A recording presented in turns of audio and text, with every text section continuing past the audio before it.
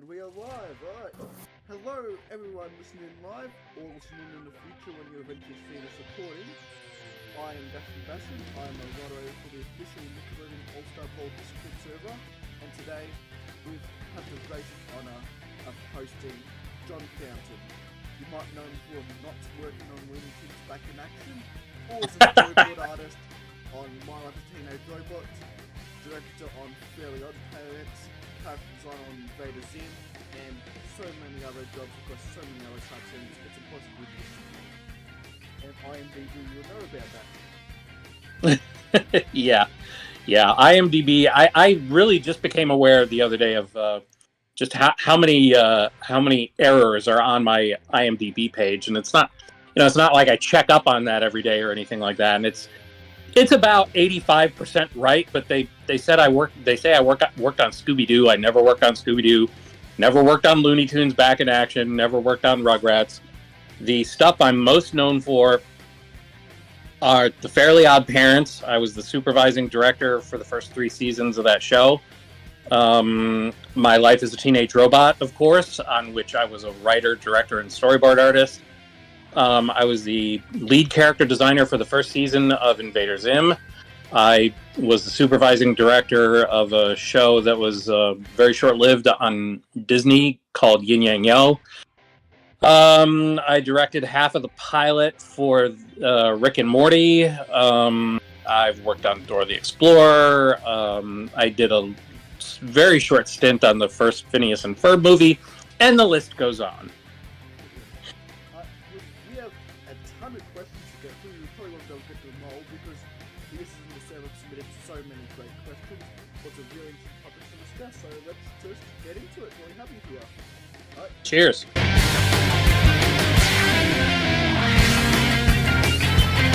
Funny about that is I never wanted a career in animation. I knew I wanted to do cartoons, and I loved cartoons growing up. Bugs Bunny was my hero, so he was definitely one of my early inspirations. But animation as a career always just looked way too hard, and I didn't want to work that hard. One of my other heroes was Charles Schulz, who did the comic strip Peanuts. And since, Peanuts was sort of interpreted into all media, it was cartoons, it was a daily comic strip, and there's all these other things, I aspired to be a newspaper cartoonist. And I figured I'd make up my own characters, have my own comic strip, and then one day, when I was big and famous, other people would animate my stuff. But right around the time I was in college was when newspaper comics really just started to disappear, and everyone started saying, oh, newspapers are going to start going away. And around that time, I just fell into this very small local animation studio that hired me to do some character designs, and I liked it. And, from that job, I got poached to a slightly larger studio, and then a larger studio. And then this was all back in my home state of Michigan. And then when all of those studios closed down at the same time, I just decided, well, they say that California is the place you ought to be. So I packed up and moved to Los Angeles. So really, it wasn't nothing inspired me to become an animator. It just happened as a result of many circumstances. So it was clearly meant to be. F is for fate. So that's sort of how it happened. Now, having said that, I have always loved cartoons. Every day as a little kid, I would wake up and dress up as a different cartoon character, whether it was Bugs Bunny or Underdog or Popeye or Superman. So certainly cartoons were a huge inspiration for me. But it wasn't until I got a job in animation that I learned how animation really works. And while it is very, very, very hard, I learned early on that I was capable of doing it. So I hope that answers your question.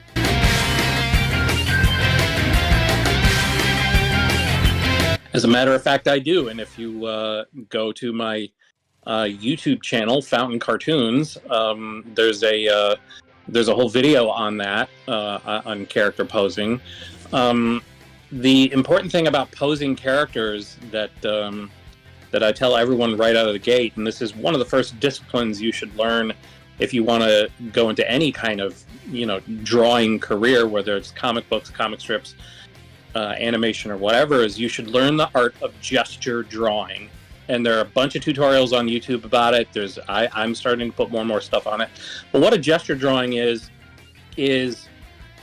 drawing very, very, very, very, very loosely and trying to get the energy of the pose before you start to, do the detail drawing. In other words, you really just sketch it out as rough as you possibly can, and don't pay attention to getting it right, and don't pay attention to making it look perfect and getting your lines clean.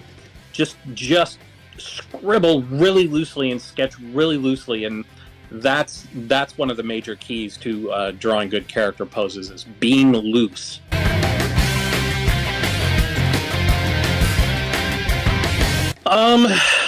Well, I always just drew inspiration from real people. If you look in particular at the first season of Invader Zim, there are a lot of those background characters are designed after famous people, and a lot of them are designed after people who worked on the show. Like Britney Spears and Christina Aguilera are in the background of Invader Zim. A whole bunch of other people are. So, to be a good character designer, you have to, observe the individual eccentricities of people's features. And one of the things that I think sort of set me apart from a lot of the people that I came up with was I spent about 5 years of my life being a caricature artist, and being a caricature artist sort of really forced me to learn to observe people's faces and observe how they're made up, and that really helped my character designing quite a bit.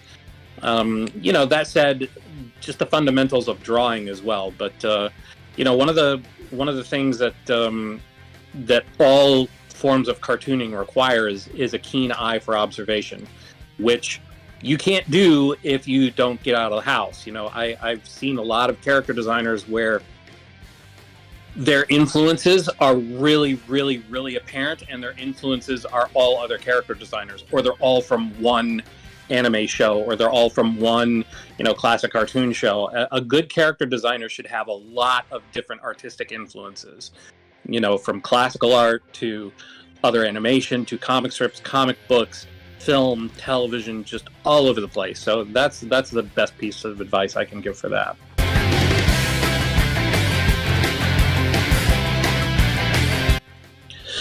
Oh, one of my absolute favorites is on Invader Zim, and her name is Gretchen. She was actually a character that I drew on the character design test to get the job. That's how animation works a lot of the times, is they don't just hire you outright, especially me at the time. I didn't have that much experience. And so they give you a list of things. It's like, here, draw an alien, draw a robot, draw a regular kid, blah, blah, blah. And one of the regular kids that I drew wound up being Gretchen on the Invader Zim show. She's a background character, but she wound up being a fan favorite. And I just like her a lot because she's just incredibly awkward looking, but she's also, I think very, self-assured, and she just turned out to be a great little character. So she's one of my favorites.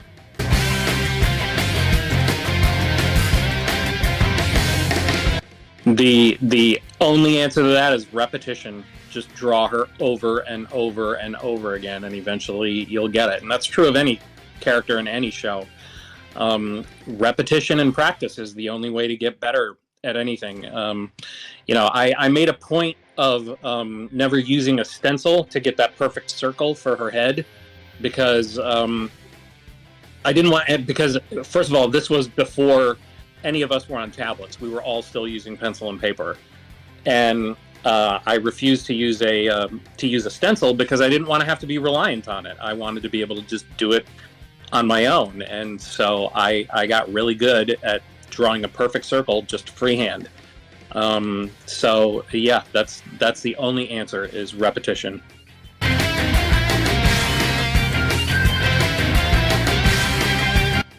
Oh, well, I mean, as a character designer, that's one whole thing, but as a storyboard artist, staying on model is probably one of my weakest points. And it has been the bane of the existence of people like Butch Hartman and Rob Renzetti from the very beginning. Is like they love my storyboards because, you know, I'm good at storytelling through storyboards.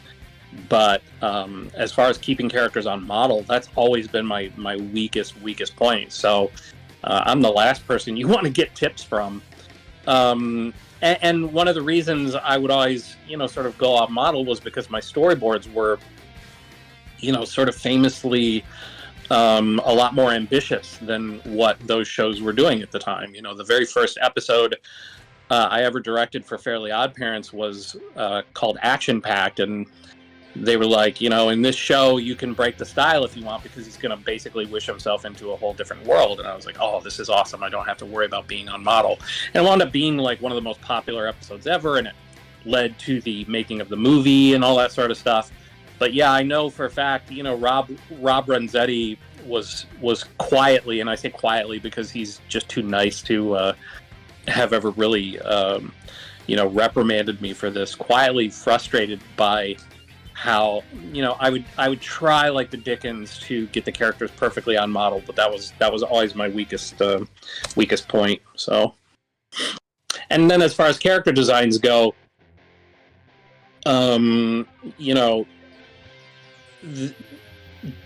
my only real show that I was ever character designer for was Invader Zim, and I can't really complain about that being difficult because my own natural drawing style is very similar to the creator, John Vasquez's drawing style, although we've kind of gone separate ways since then. But at the time, I drew very similarly to him, so the show came very easily to me. But then eventually the show evolved and got more complex. And you know, I would come to work, and my workload would consist of, you know, zombie, robot, monster, zombie, robot, monster. So it was just, you know, I refer to that as my working vacation. It was never hard because it was all just stuff I loved drawing anyway.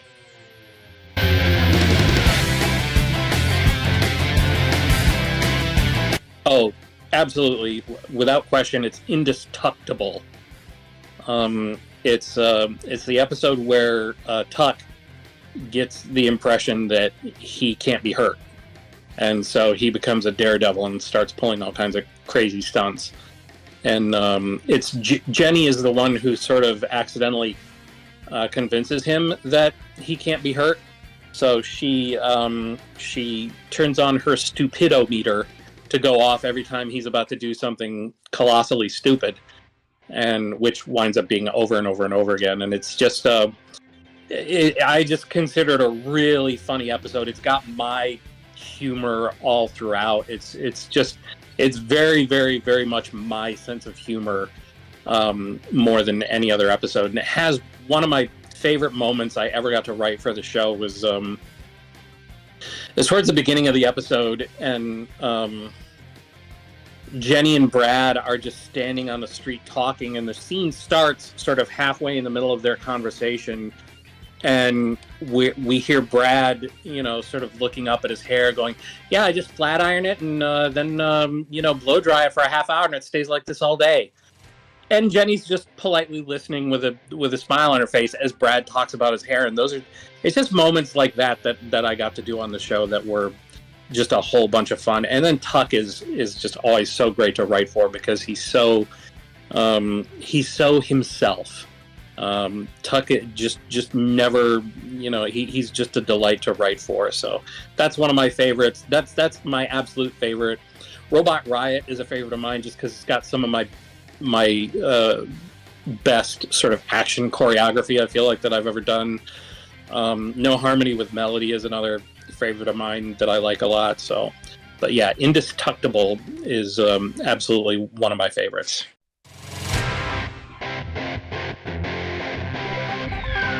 Yeah, that's a question that always comes up, and that's never been an ambition of mine. So I never went out of my way to do anything like that. The one example I can think of, oddly enough, was from Indestructible, where there's a joke where Tuck, again, to try and sort of prove that he's invulnerable, eats Pop Rocks and drinks soda at the same time, which I don't know if kids even know about this anymore, but Pop Rocks are it's this candy that you put in your mouth, and it has this kind of exploding sensation while it's in your mouth. And there was always rumors as a kid that if you drank soda and ate Pop Rocks at the same time, that your head would explode, which of course is not true. But in the episode, Tuck does that, thinking, oh, look, I survived, so therefore I must be indestructible. The network was really, really, really unsure about whether or not anyone was going to get that reference, and they actually had a point, because I don't know if anybody gets it now, but it was one of those jokes that myself, Rob Renzetti, and Alex Kerwin, we just dug our heels in, and we're like, no, we want this joke.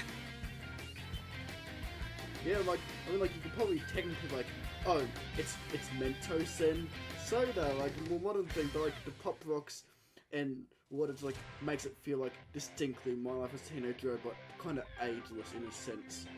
Yeah, and the show went out of its way to be ageless like that. That's the thing. You'll notice nobody on the show is ever watching TV, and there's never really any no one ever says, well, in this year 2024, or they never mention the date.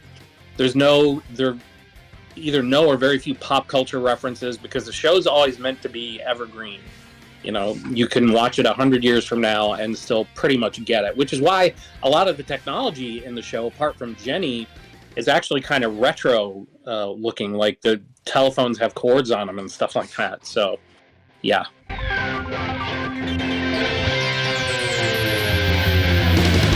Oh, it was amazing. I was only about 27, and I had not been at Nickelodeon for very long. I had just fallen in with the Oh Yeah Cartoons crowd. I had only just met Butch Hartman, Rob Renzetti,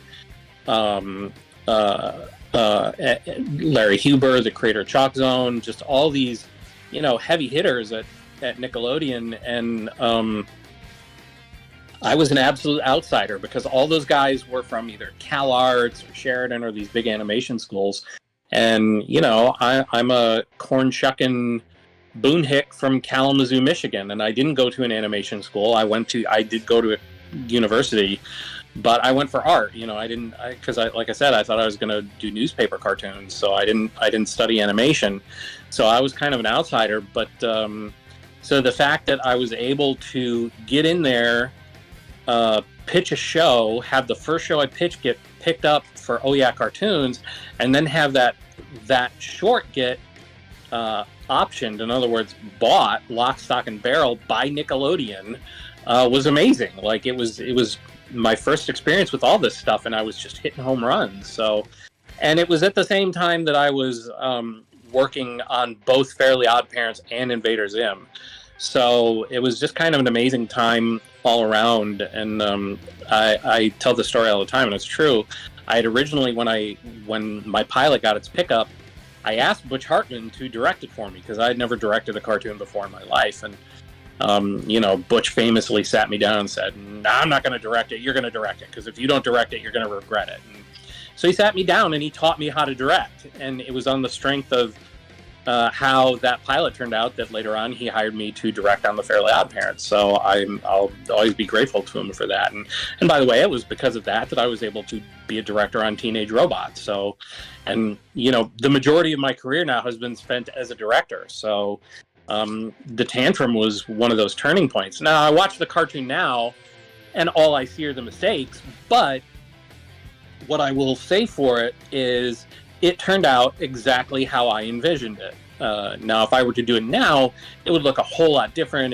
I'd do a lot of things differently, but at the time, it turned out exactly how I wanted it to. So I look at it as a tremendous victory. So, and it was a great time to just be 27, working at Nickelodeon, and in addition to working on two of the most popular shows at the network, I was also developing my own series. So it was amazing.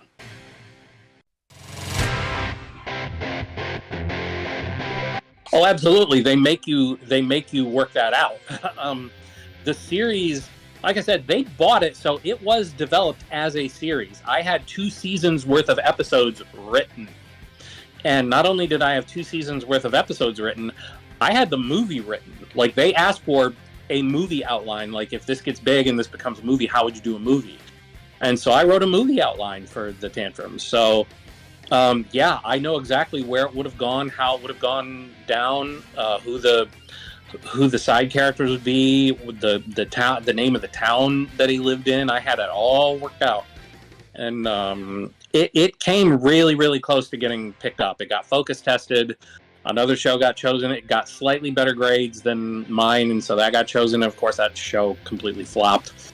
But I do remember one of the things they said that was sort of the final nail in the coffin of it being picked up as a series, and I'll never forget this, because they were weighing the options. It was either this or the Tantrum, and the one show was a much more sort of standard Nickelodeon show, and the Tantrum was about a kid superhero.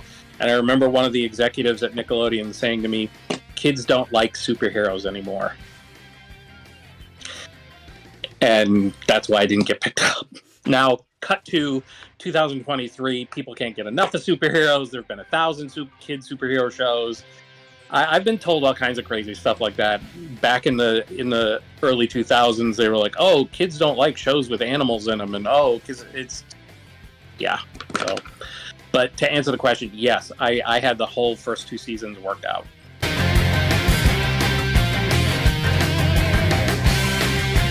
I mean, it really depends on how you look at it. I know everyone wants me to say, "Oh, they're treated horribly." They're treated the way they've always been treated. There are certainly massive improvements that could be made, and I've been very, very vocal about what they are. But the problem is not that there's this big mean board of directors who sit at a giant table and go, "Ha ha ha! How can we torture animators today?" That's not what it's like, and I know that's going to disappoint everybody, because that's what everybody wants to think. Now, are the huge companies motivated by the bottom line dollar? Absolutely. And I know that's a tough pill for a lot of people to swallow as well. But if they don't make their money, then no more new shows get made. Now, the thing that I've always said is, a good stock portfolio has, it's half low risk and half high risk ventures, and that's what I would do if I were in charge of the studios. Yes, you bet, I would reboot the Powerpuff Girls, and I would reboot stuff that was money in the bank.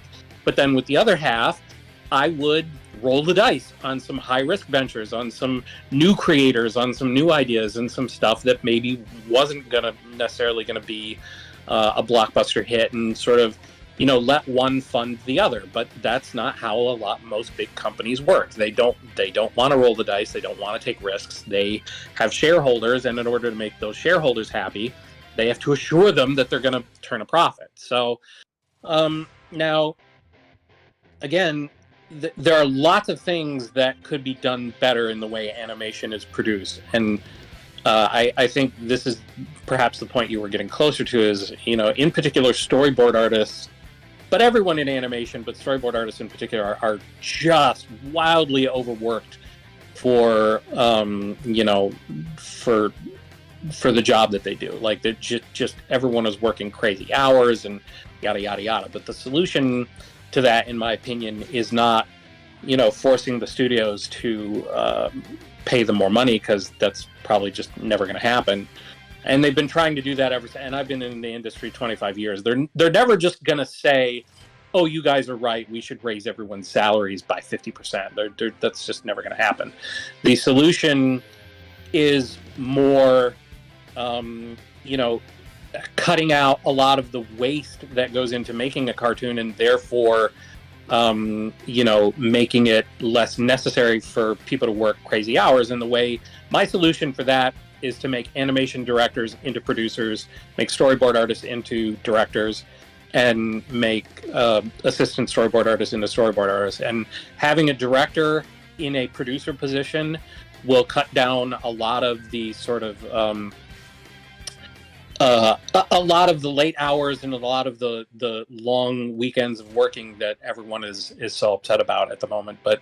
And I know this is a long-winded answer, but I'll go on to say, this business of, animation being hard, that's always been the case. And I don't know, that will ever end. It's kind of the nature of the beast, and we're in it because we have a passion for it. And, most of the time when I find myself working overtime or working extra hard or working over the weekend or anything like that, I'm not doing it for the studio, and I'm not even doing it for the show. I'm doing it for me. I'm doing it because this has my name on it and I want it to look good. Now, again, that's just me. So anyway, that's my long-winded answer.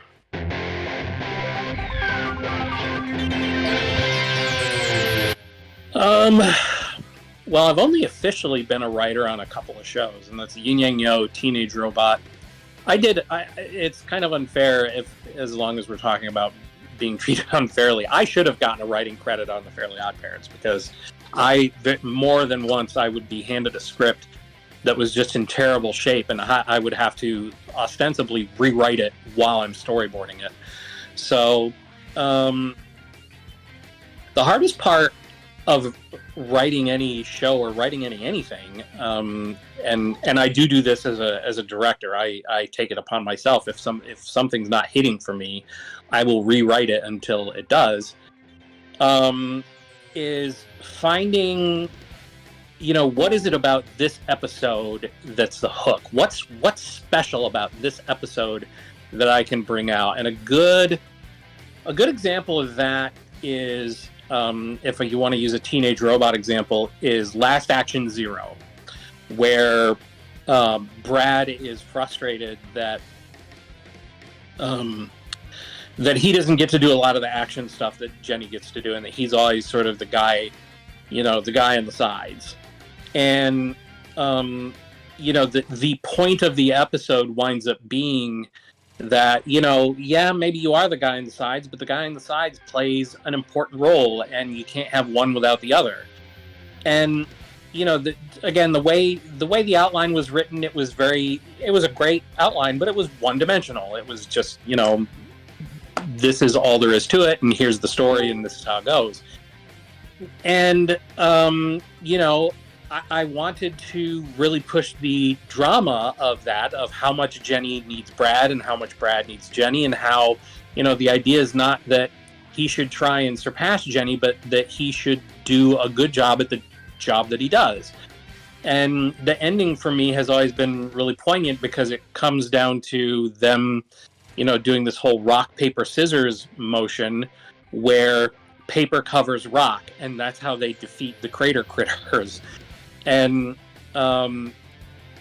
it's their teamwork that turns the bureaucracy of the Skyway Patrol in on its head, and the mounds and mounds of paperwork that heretofore had been keeping them from accomplishing their goal are now being used in a completely different way to defeat the big bad villain of that particular episode. Paperwork that had once been used to slow everybody down is now being used to defeat the monster. And the only way they were able to come up with that solution was by, if you watch the episode, Brad and Jenny do a rock, paper, scissors. They both pick paper, which of course winds up being the ammo that defeats the creature. They shake hands. Brad whips her around onto his back as she takes form of this giant, vacuum cleaner thing. And it's more than just look how great teamwork is. It winds up being a visual metaphor. They have to join hands. She has to, get on his back, and they sort of become one unit together. And only when they do that are they able to defeat the crater critter. It's finding that other dimension to the story than just that one dimension. That's the hardest part. And I do like to do that with absolutely everything I work on. Is I try to find the vitamins that are baked deep into the cookie, as it were.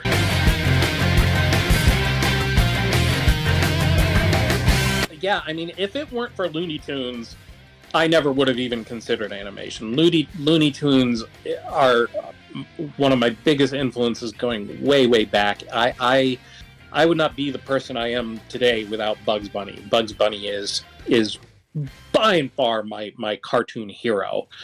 My first cartoon hero was Mickey Mouse, just because he's everyone's first cartoon hero. But once I sort of knew what was going on, it quickly became Bugs Bunny. He's just the classic comedic frontman solo act, hilarious character, and I'll never get tired of him.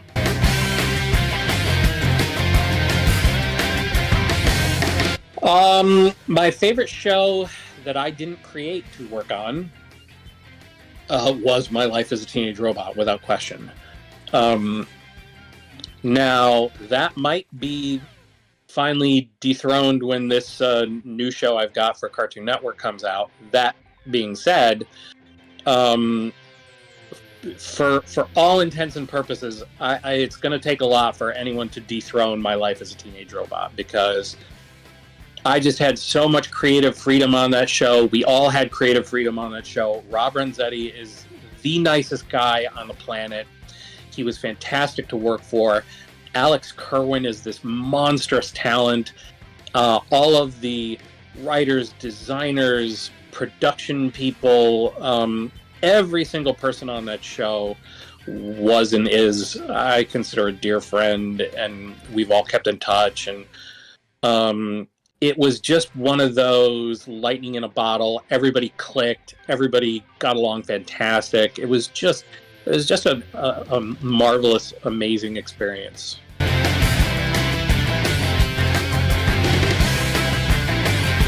Oh gosh, I know that everybody loves to say helium, but I'm going to go ahead and say barium, because I've had to ingest the stuff on more than one occasion, and I like to think that at one point, despite the fact that it's the worst tasting stuff you can imagine, I like to think that I conquered it, and I could, if you asked me to, I could swallow a truckload of it without blinking at this point.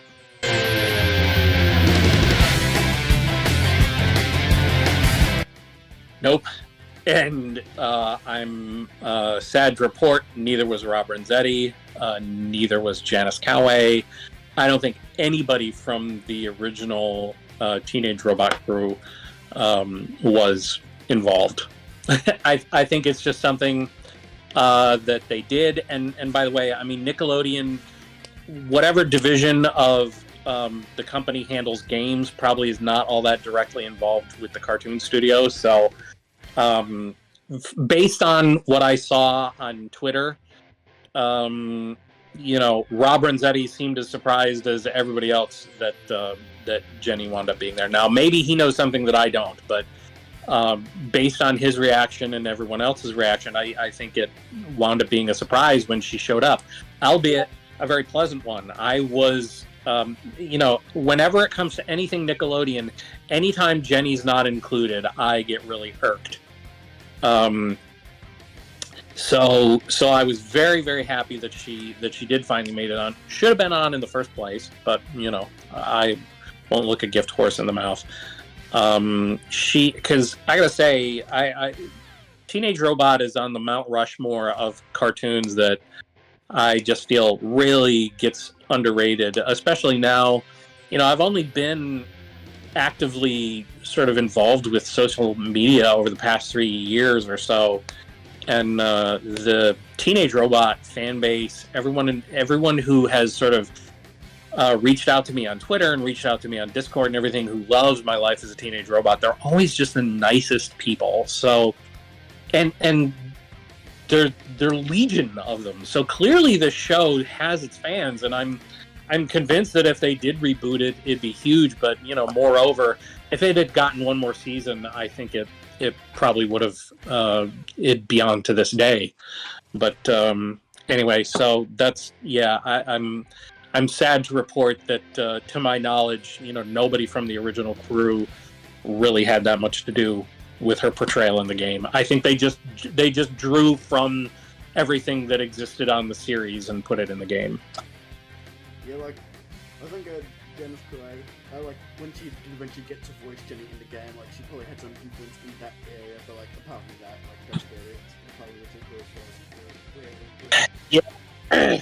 Yeah, and as far as I know, that's not her, so it's someone impersonating her. So is it? But then, do they just take clips from the show, or did they record? No, it's completely original voice lines. They got a bunch of the original VAs to actually do totally original voice lines for the game. Great. See, this is news to me, and that makes me very happy because I only met her once, but she was extraordinarily nice. Very understated and quiet, but very, very, very nice. And I mean, let's face it, she killed that show. Like she just brought a love to that character that, you know, you get a lot of voice actors and they don't really embrace the role because they would rather be doing something other than cartoons. But man, she really just put love into that character.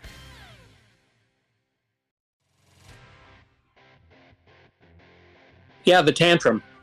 No, I'm just kidding. Goodness knows I would love to see the tantrum on there, but considering it only aired on one show and one episode of a show that not that many people watched anyway, I wouldn't blame them. I think they're missing out by not having Snap or Rudy from Chalk Zone. Let me think. Who else are they missing that would be good? Yeah, I really, you know, again, Chalk Zone is another one of those shows that sort of flew under the radar, but ever since I've been involved in social media, it's got huge amounts of fans. So I think they're missing out by not having either Rudy or Snap or both of them from Chalk Zone on there. Let's see, who is there? Anybody else? I think that might be the first one I'd go to. Right, that you know, like 90 other percent of people went to me went Timmy or Jimmy. He went Snap. Timmy's not in it? No, nor is Jimmy. Timmy and Timmy are both kind of on the game. Jimmy's not in it either. Wow. I see. I could have sworn. We have his dad. We don't have who knows who, but we have his dad. Oh. Okay, I could have sworn that Timmy was in it, but now that you mentioned it, I mean, he doesn't lend himself that well to fighting, although, yeah, I mean, I don't know how the mechanics of that would work. Obviously, he'd have to have Cosmo and Wanda involved in some way, but yeah, that's not, but whereas Jimmy Neutron seems like a no-brainer. I'm as surprised as could be that neither of them are in it. Again, Timmy, that makes a little more sense to me because it's like, okay, but what does Timmy fight with? I mean, even Rudy from Chalk Zone, you know, you could have him draw weapons with chalk, and that's a way that he could fight. And Jimmy Neutron, I mean, geez, that really seems like a no-brainer. Yeah, that said, Jimmy Neutron didn't rush to mind because, and this is nothing against anybody, this is just purely a matter of taste, but I was not a huge fan of Jimmy Neutron. Everyone has their own unique tastes. Yeah, I mean, look, I love a lot of stuff that everybody else hates, so, you know, I feel like I have the right to point out when I don't like something from time to time. It was a great show, it just didn't speak to me.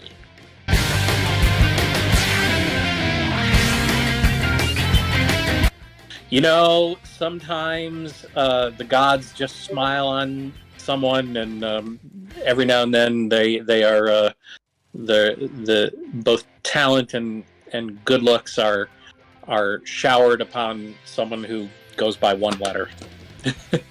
I was surprised. I expected everybody, when I put that in there, I expected everyone to make fun of me, but oh well. I was baiting you. Nobody took the bait.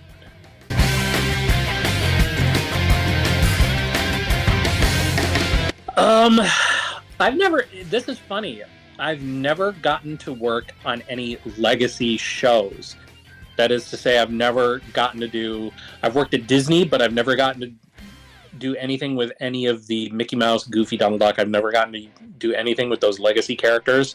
I've worked with Warner Brothers. I've never gotten to do anything with Bugs Bunny or anything like that. So I guess I would really love to try my hand at some legacy characters, like Bugs Bunny. Although if someone were to say to me, look, tomorrow you can take a legacy character and reboot it and have complete control over it, what would it be? It would be Underdog, because Underdog was always one of my absolute favorite characters, and I love funny superheroes. So that's what I would do. I would reboot Underdog.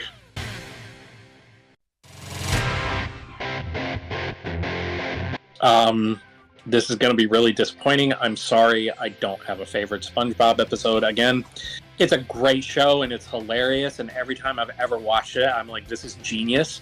But I have never, sat and binged on the show before, so I couldn't point out a specific. Here's what I will say: anytime I've watched an episode and it's SpongeBob trying to get his driver's license, those are always funny to me.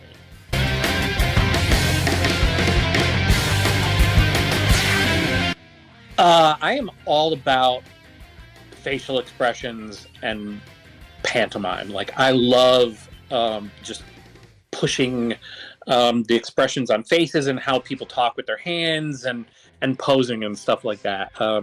Which was, oddly enough, that's how I got the job on the pilot episode of Rick and Morty. Apparently, prior to me, nobody sort of knew how to make these characters emote.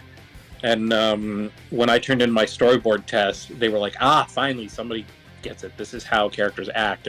There's a lot of, and I go into this on my storyboarding Twitter feed tutorial, when it comes to posing and making characters act, it feels as though there is just such a backlog of animation reference that animators have to literally draw upon, that a lot of animators don't come up with original poses, and they don't come up with original expressions and acting and stuff like that. And that's my favorite part of the gig, is coming up with expressions and acting that are unique to their exact situation, what that exact character is going through at that exact moment. There are lots and lots of board artists and animators who sit around and they'll see, an episode of Evangelion and they'll go, "Ooh, I'm going to use that," or they'll watch an episode of SpongeBob and be like, "Oh, that's a great expression. I'm going to use that." It's like I cannot endorse that. My whole favorite part is coming up with, because every character and every character's situation is completely unique to them. So I love coming up with those just right on the nose subtle facial expressions. And again, it feels like a lot of animators, the script will say, Timmy looks at Wanda with bemused frustration. And bemused frustration is a very, very, very specific emotion, and capturing that is vital. And you'd see a lot of animators would take bemused frustration and they would just do angry, So that's my favorite part, is coming up with, what does bemused frustration look like as opposed to angry? So.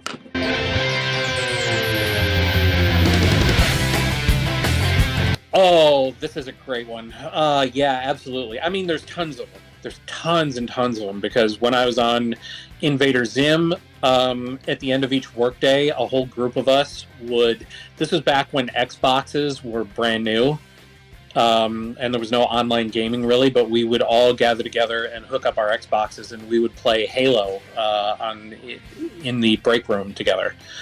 And there were go-kart races studio-wide. Like each show would come up with their own RC car, and that we would race them.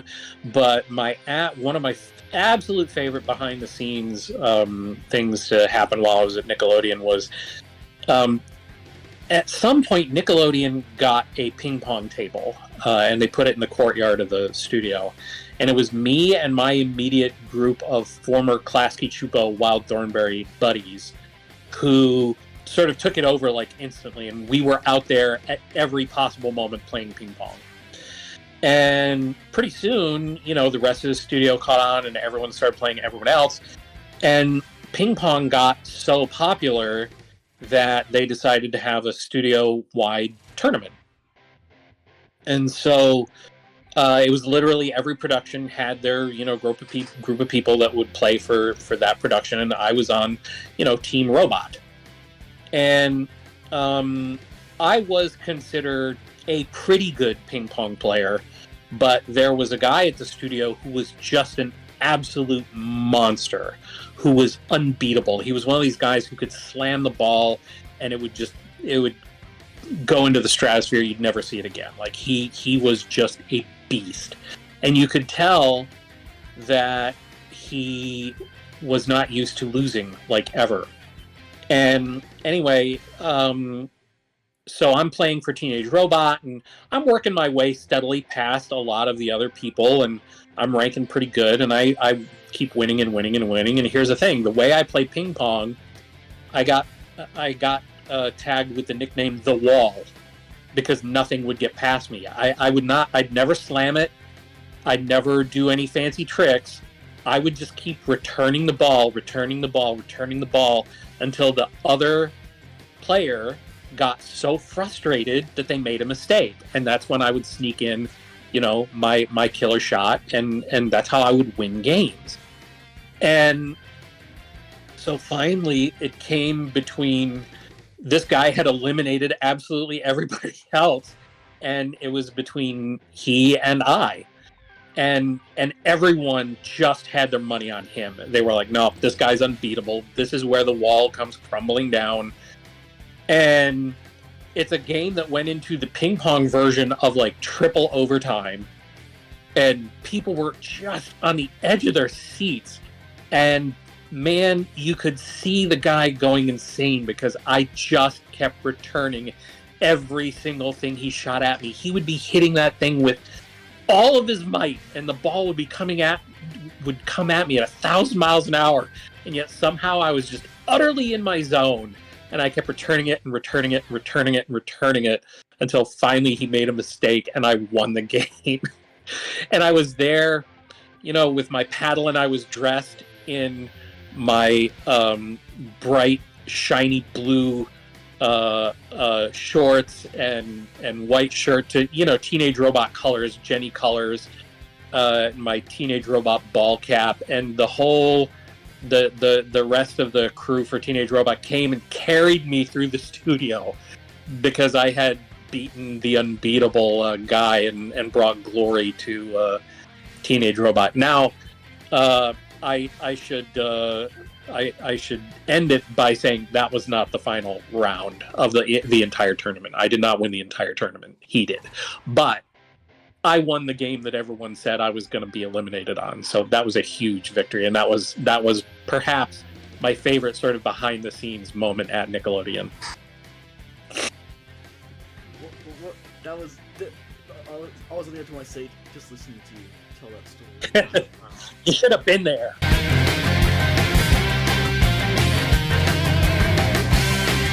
Oh boy, this is such a tough question to answer, and of course it's the one I get the most, and it's the one for which there is no easy answer, and everybody has a different answer to this question. Like I can't tell anyone, you know, here's where you should start and here's where you'll end up, because it's different for absolutely everybody.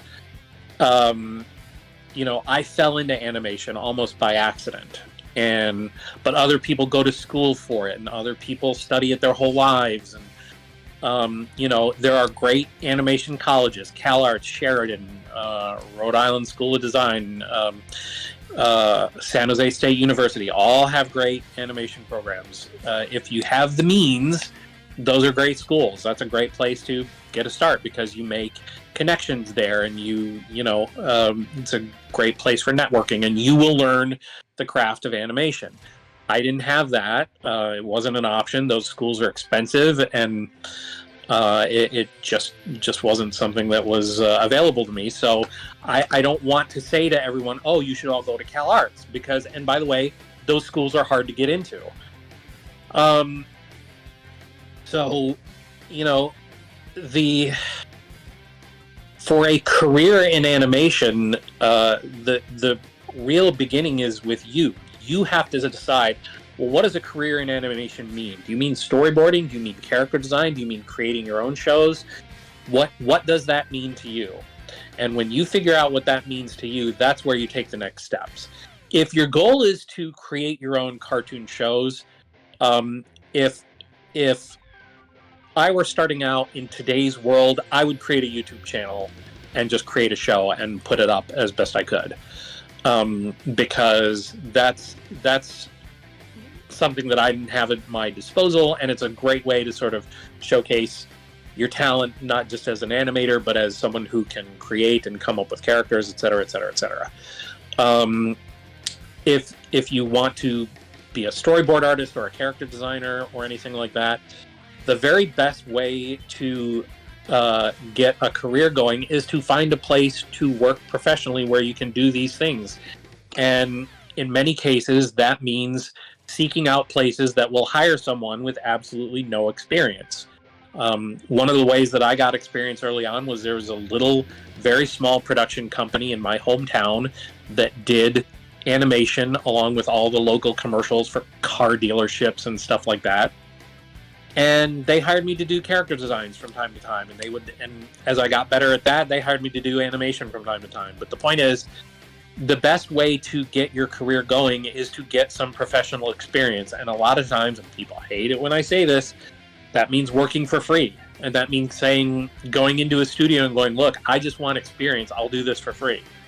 As a matter of fact, I've come into contact with someone via Twitter who sent me a direct message and asked me this question, and I looked at his work, and he was like, I'll work for free, I'll intern, I'll do whatever it takes. It's like, but how do I get my start? And I looked at his work, and his work showed lots of promise, and I said, well, I'll tell you what, I've got some things going on.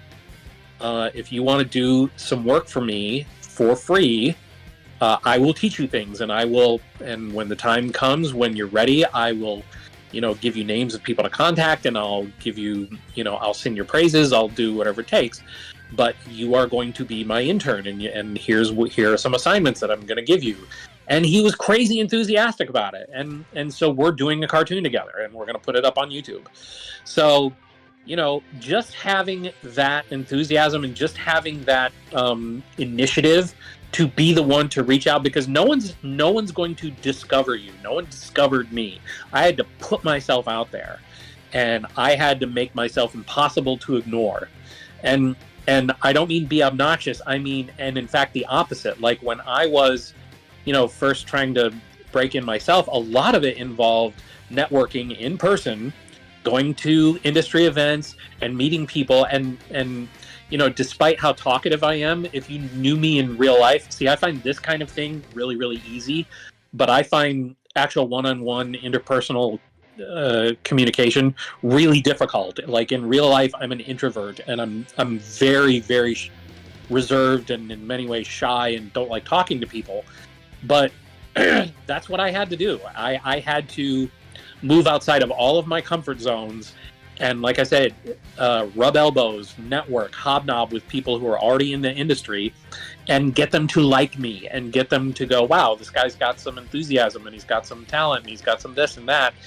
And the other big thing that I got to say is you need to find what it is you bring to the table that nobody else can bring. That's what has helped me more than anything else, because I didn't go to an animation school, and because I came in sort of through a side door, I came in with a different perspective than what everybody else had that was in the industry. And because I didn't go to an animation school, when I went to school, I also took writing, I took journalism, I took acting, I took performing, I took public speaking.